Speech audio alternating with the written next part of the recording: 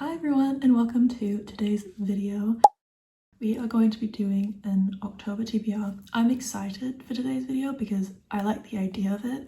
However, I'm not gonna lie, I have been struggling to curate it because I know what I want in my head, I just don't know how to get there. Does that make sense? I can't separate like an autumn TBR from my October TBR, and so I have books all over the place on both lists, and honestly, they're quite interchangeable. I am, however, realizing that this video is probably like the least October-y aesthetic video ever because my background looks like it's the middle of summer. I mean, you know, actually, I'm gonna change that. Let me see what I can do to at least maybe not have these books on display. Don't wear my PJ shorts.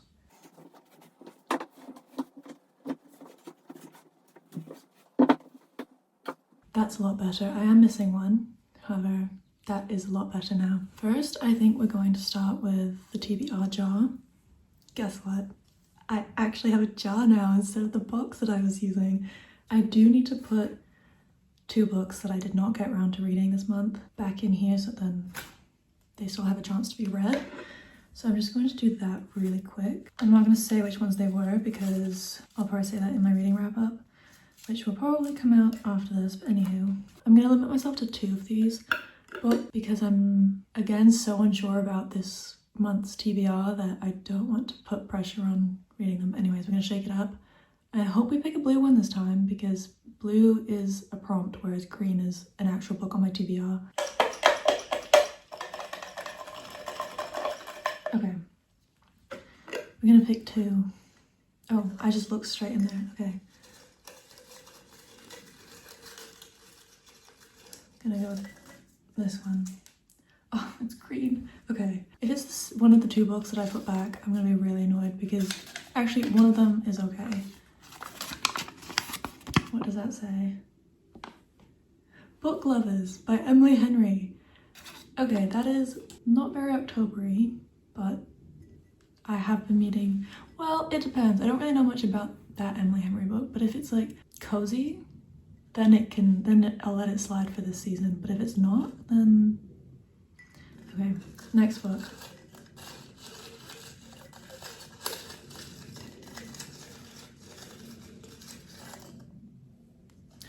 I'm putting this one back. I want a blue one.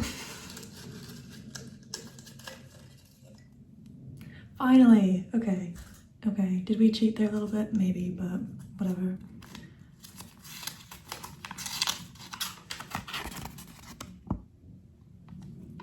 Book with yellow on the cover. I'm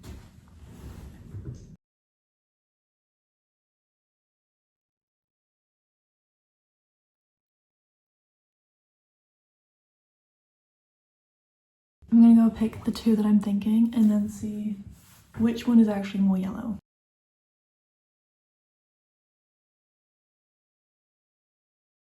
My bookshelf looks so empty now, but that's okay. I have 2, which could work. Not so sure about this first one because it could lean more orange, but we'll see. Wild Eyes by Elsie Silver would not only mean that I maybe get yellow, even though no, that's very orange. Yeah, now that I'm looking at it, it's way too orange. It looked yellower on my shelves. Guess we can't do this one, but it would have knocked 1 book out of my series I'm currently in the middle of. But oh well, that's not what the prompt said, and we already cheated by picking up a blue one that I wanted to get, so we're not gonna do that one. We are going to attempt this one, which is Immortal Longings by Chloe Gong. It is this really, really pretty yellow sprayed edges. I know it's a cover, but still fits. I think it's fantasy. I actually don't know. Let's see. It's part of a series. I didn't realize that. It is a adult fantasy, retelling, and historical fiction. I do love Chloe Gong and I love her writing. I loved These Violent Delights. However, those are the only 2 books that I read from her. And I found this one in Waterstones maybe 2 or 3 years ago, and it's like a Waterstones exclusive, I think. And honestly, the cover just like insane. I don't like, if I look at this cover, it does look more urban fantasy-esque because that looks like it's set in like a bustling city, you know, but maybe not. Does it have a cool, oh, I forgot, it's signed. Like, I'm sorry, I forgot about this. So the book is just like a simple red with a nice spine. That is stunning. Like genuinely.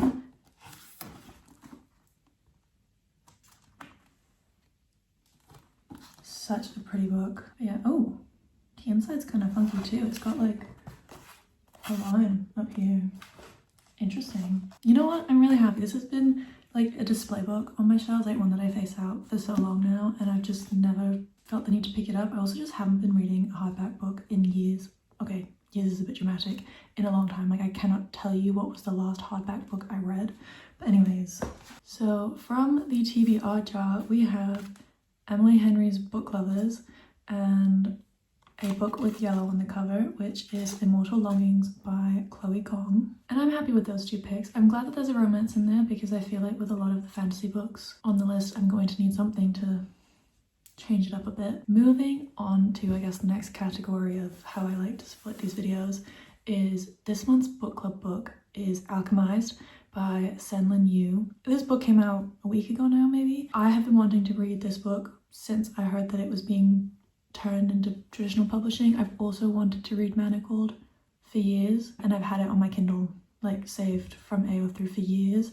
I just haven't gotten around to it because it's a bit daunting. And I'm not gonna lie, I was so excited for Alchemized because I like what I've heard about the plot and the premise and the characters and all that. I'm just a little bit scared with its length, and that I've heard that it is very info dumpy because obviously for it to become a traditionally published book, Senlin Yu had to create a whole new world to put these characters in. Like when you come out of reading Manacled, you already have that understanding of who the characters are because it is fan fiction and you have the world established, you have the characters established, so there's not as much need of world building.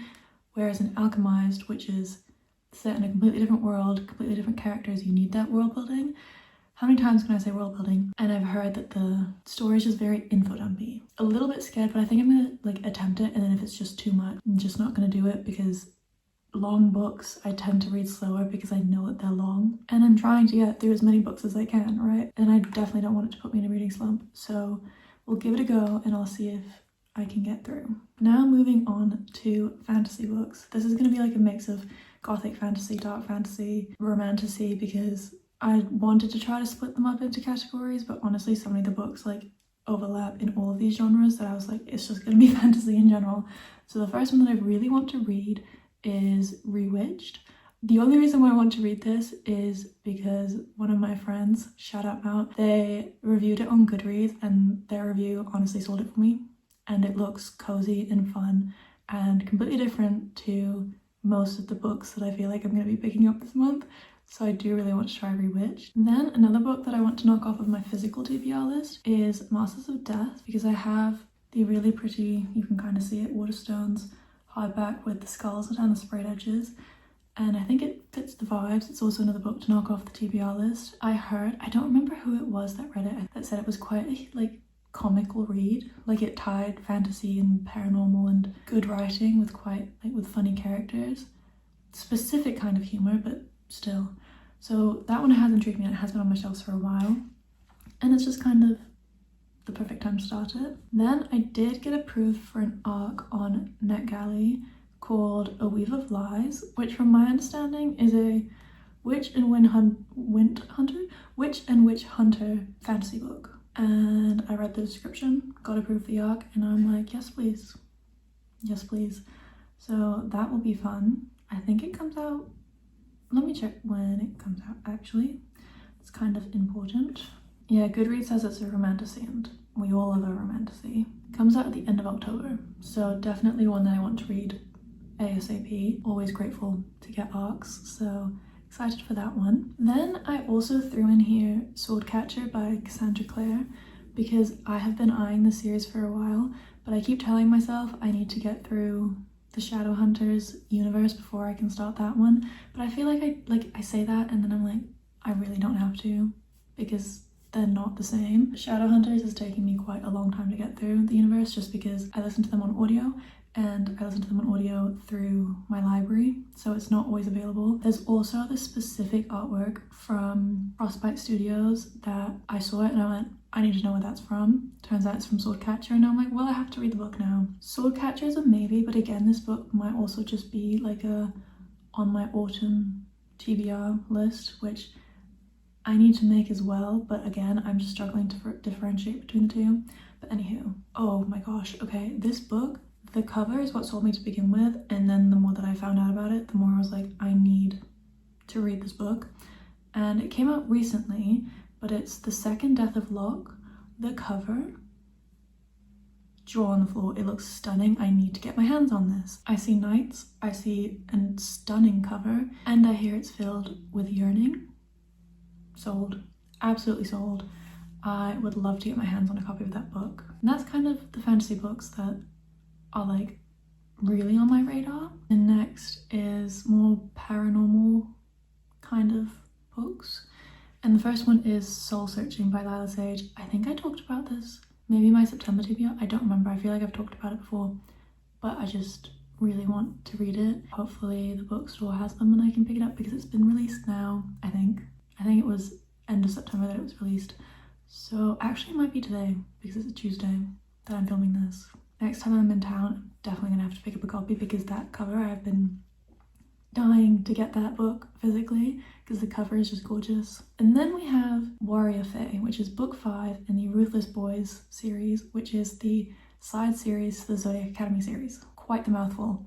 I have been both reading them on my Kindle and listening to them on audio. And I honestly went through books 1 to 4 really quickly. Like I think I finished those in like the span of 2 or 3 weeks because I'll read one of those books, read something else that's not very similar, pick up a romance book in between and then start the next one. I got caught up trying to finish books on my TBR and then just completely set aside this last book, and it's literally the last book, so like I should be finishing it and then I can finally hop back into the Zodiac Academy series. I put it in paranormal because there's all sorts in there. There's vampires, werewolves, there's fae. It's honestly got everything and anything you can think of. So that is in this category. The last book in this category, which has been on my radar for a while now, but I've just been waiting for the right time, is The Wolf King, which I believe is still an indie book, potentially being picked up for Tribe Publishing, not sure, but loads of people that I follow love it. There was a review on Goodreads that said it had Outlander vibes. Sold. Again, honestly, that just sounds straight up my alley, so definitely want to pick that one up. And then we have some romance books, which these romance books in my head fit October, autumny, cozier weather, but aren't necessarily aesthetically autumn. Does that make sense? So the first one is People Watching. I know the cover looks very autumnal, but I don't know if it's set very autumnal and if the book's atmosphere is like that. But People Watching by Hannah Bonham Young. I think I had this in my September to be read. Did not read it. But Emily, bestie Emily, shout out to Emily, bought me the book from the works with the nice sprayed edges. However, she is in the UK and I'm in fact not in the UK, so I'm going to have to wait until I go visit her to collect that book. So I'll probably end up reading it on my Kindle, then get my book from Emily when I go see her. But I'm so excited to reading that book. Though every time I open TikTok, someone's reviewing it and they go, I was disappointed. And I'm like, why are we disappointed? And then I don't want to spoil it, so then I don't watch the rest of the video, but everyone opens it up with, I didn't want to be disappointed by this book, but I was. Not sounding too promising, but honestly, I still really want to read it and see if maybe it's also going to disappoint me, but we will see. And then I have been dying to reread the Off-Campus series for so long, but I've always said no. Like, rereading books to me, sometimes it feels like a waste of time because I'm like, I have so many books that I want to read. I feel guilty for rereading a book, but it's time to reread the Off-Campus series, especially because of the Amazon adaptation, and I have been seeing all of the behind the scenes stuff on TikTok, and the cast just looks so fun, and it's making me miss them so bad, so I do want to read them. Mind you, I read these years ago when the covers was still half-naked girls on the front. I loved them back then. I'm sure I'll love them on a reread. I do own the cartoon covers, which I honestly don't like as much as the original. Like, there's just something about those original covers that is just so nostalgic. I unfortunately can't get my hands on those. One day maybe, we will see. I don't know if I would reread all of them, maybe just definitely the first one because it's the first one, definitely Dean's book. Maybe I can get through those two by the end of the year. Definitely not this month, but definitely want to reread the off-campus series this month. And then we have 2 books that are on my like new release radar. We have The Isle in the Silver Sea, which, yeah, so this one comes out at the end of the month, October 21st. And it is by the author who wrote The Jasmine Throne, which I have not read, but I have seen for years and I've been wanting to read for a while. It's just so far down my want to read list on Goodreads, I don't go back there anymore. I should, but I don't. But this one, I believe, yeah, the little like sentence blurb thingy-majiggy says, a heart-shattering romantasy of sapphic longing, medieval folklore, and a love that spans centuries. Yes, please. Oh, and it's between a knight and a witch. There's just something about knights and October and autumn that goes together so well. Then we also have Mate by Ali Hazelwood, which is book 2 in the Bride universe. I don't know what the universe title is, but in that series, which follows the main character from Bride's best friend. I love that book. I'm going to love this book too. I just know it. I need to finish my Ali Hazelwood shrine, so I need that book. And then lastly, kind of like a recap of a couple of the series that I'm in the middle of.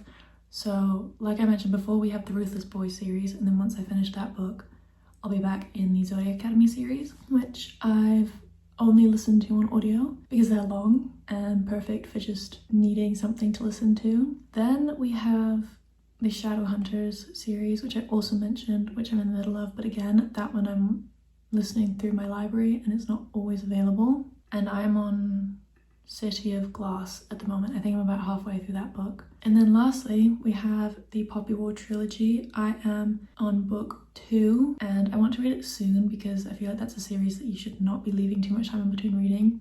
I just don't own it physically and I really enjoyed reading the Poppy War physically, so we will see if I can find that book physically.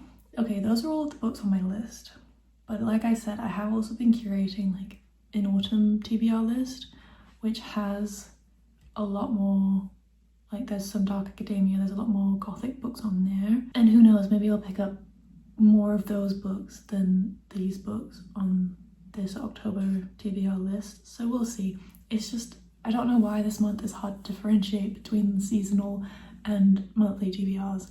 Maybe I should just do seasonal TBRs rather than monthly ones and then just do wrap-ups. That honestly might be a better idea for trying to find books because this was hard and it stressed me out. It shouldn't have stressed me out, but it did.